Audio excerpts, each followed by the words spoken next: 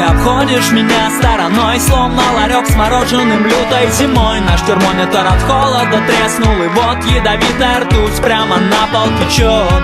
И мы уже ищем брод, ведь она не замерзает, даже если вокруг только лед. А под ним уже почти месяц, как скрыта земля. Новый год настает через 3 дня. Ниже нуля значительно упали столбики за окнами, да и дома у нас не теплее, чем за стеклами, покрытыми узорами с обеих сторон. Люди едут за подарками в тачках и на метро, в троллейбусах, автобусах, трамваях и маршрутках. Пассажиры мерзнут в пробках, будучи в спешке жуткой. Мне некуда спешить, я все купил заранее, только не ясно теперь, к чему были эти старания. Ты собираешь вещи, я достал тебя, видите ли. Ты, видите ли, съезжаешь обратно к родителям, а я останусь один тут, как монах в обители. Охуительно, столбик упал ниже нуля значительно.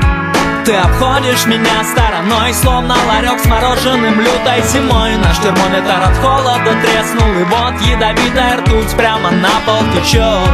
И мы уже ищем брод, ведь она не замерзает, даже если вокруг только лед. А под ним уже почти месяц, как скрыта земля. Новый год настает через 2 дня. На мгновение в отражении на игрушке елочный светлым пятном мелькнул оголенный тобой дверной проем. Я щелкнул замком, ты попросила закрыть изнутри, оставив на столе ключи от домофона и двери. Плевать, что не двери, а двери. Мне не до ударений, когда чувство потери по мозгу, как поезд покоренен. И лежу на рельсах, вздрагиваю в ритм под стук колес, пока моя голова катится под откос. Звонил 5 раз, но трубку так и не взяла. Ты то ли не хочешь, то ли с мамой рубишь на кухне салаты, пока телефон на зарядке. Но это вряд ли, скорее всего просто опять со мной играешь в прятки.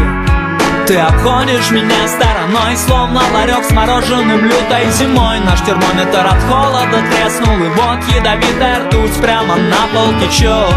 И я не знаю, где брод, а она уже замерзла, да и ты не теплее, чем лед, под которым уже почти месяц, как скрыта земля. Число дней до Нового года достигло 0.